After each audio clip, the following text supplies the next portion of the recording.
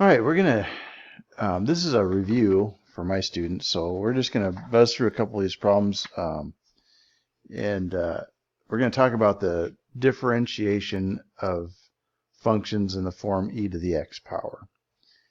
And so, there's not going to be a lot of this is review, so there's not going to be a lot of deep proofs or anything like that. So here we go.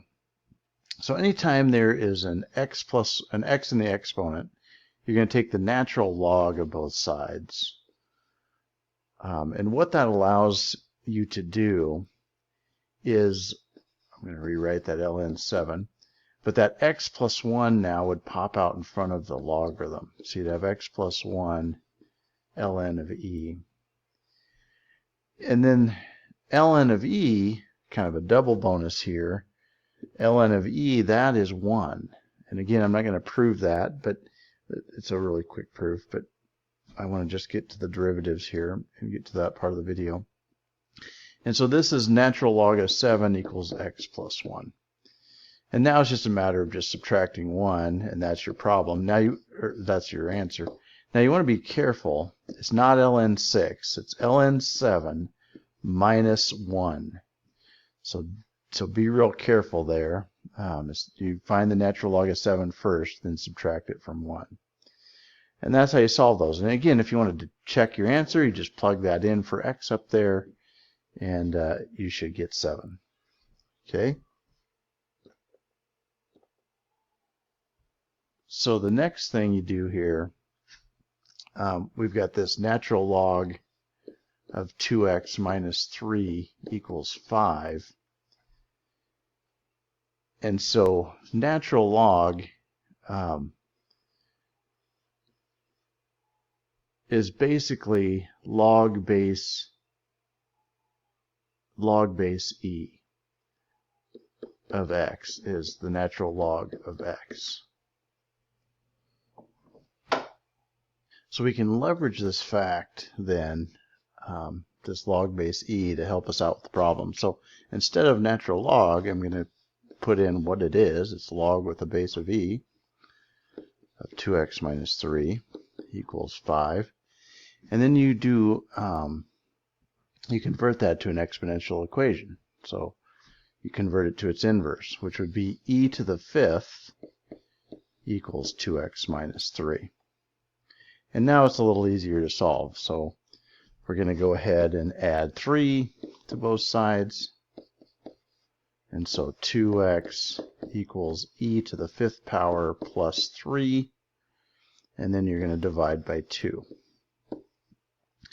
And so our answer for this particular problem is e to the 5th plus 3 over 2. And again, if you find that answer, plug it in here to x, and you should get 5. So that's how you solve those, just as a quick review. Now, next what we're going to do is talk about the derivative of functions in the form e to the x. So the first thing is, again, this is not going to be a big proof. We're not into doing big proofs here, but if you have the derivative of e to the u power with respect to x, that is going to be e to the u times the derivative of u with respect to x.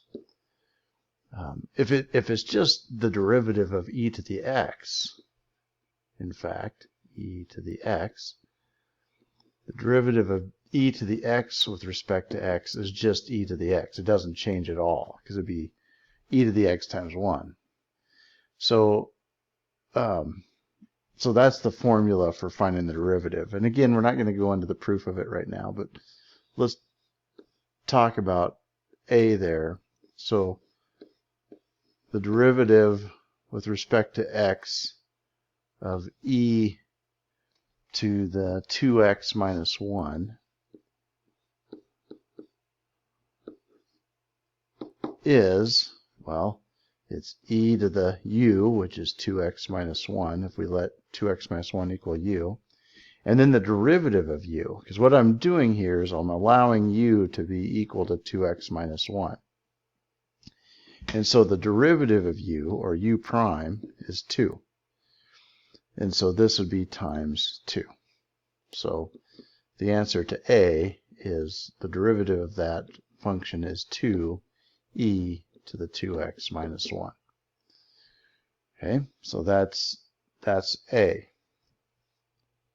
So now B is e to the negative 3 over x.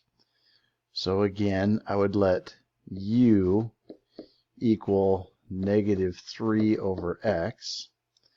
And that means u prime, so I'm going to rewrite this. This would be negative 3 times x to the negative 1, so I can use power rule. So u prime would be positive 3x to the negative 2.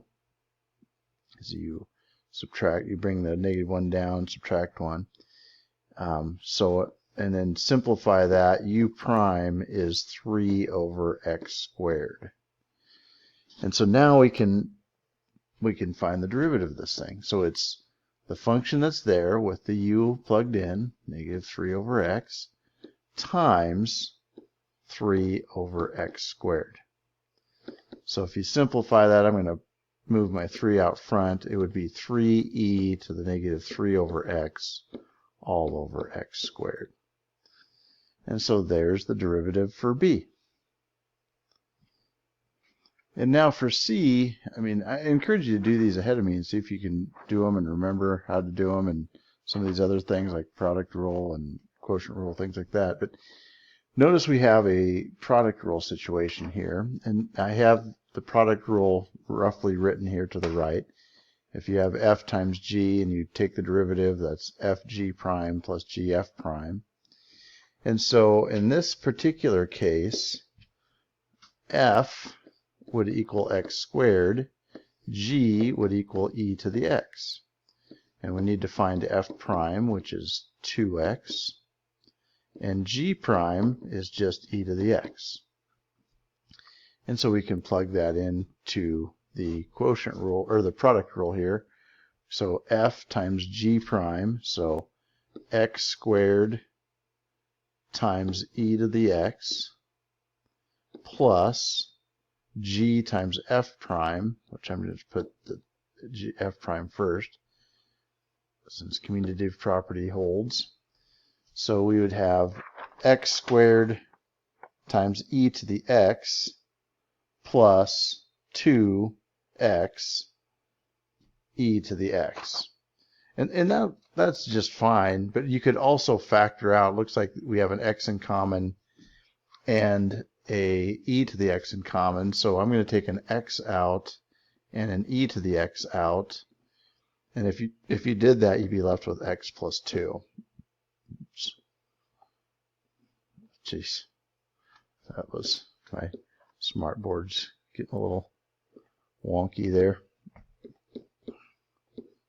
And so that would work. Like I say, what I have in green will also work, but this one's just a little, the pink one here is just a little cleaner looking. And so that's using product rule with these. Okay, and so now let's try D.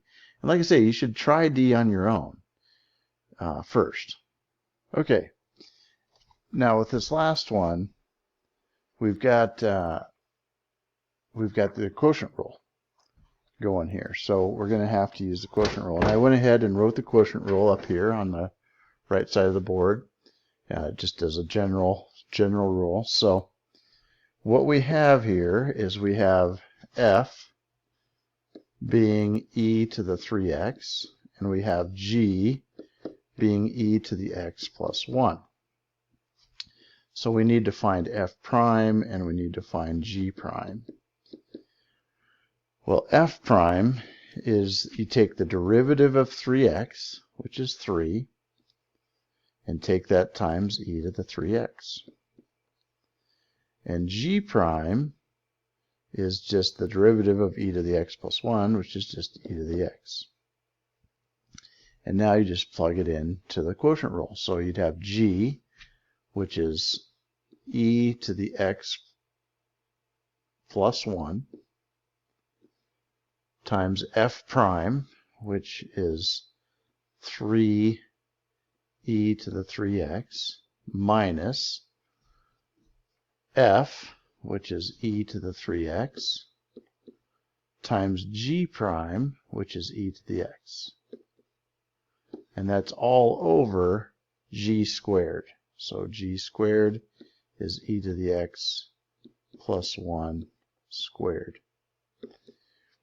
And so for this one, then, I'm going to simplify this. I mean, that is correct, but we really should simplify this. So I'm going to distribute this through, and you have e to the 4x, 3e to the 4x, plus 3e to the 3x, minus e to the 4x, because you'd add your exponents over e to the x plus 1 squared.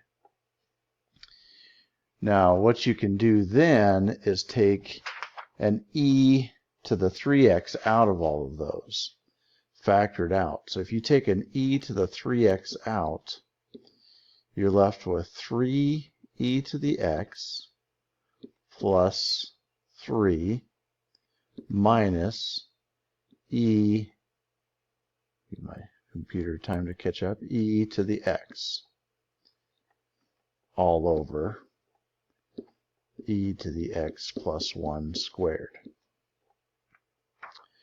Okay, so the last thing you can do is you can combine this 3e to the x and minus e to the x.